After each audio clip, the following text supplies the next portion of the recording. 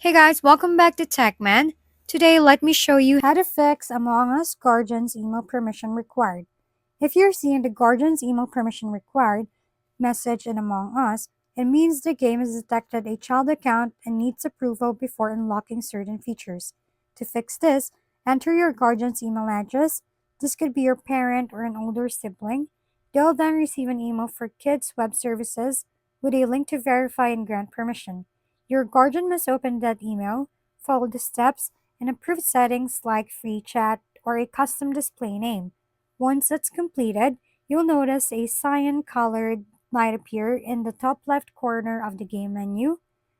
That light means permission has been granted and your features are now unlocked.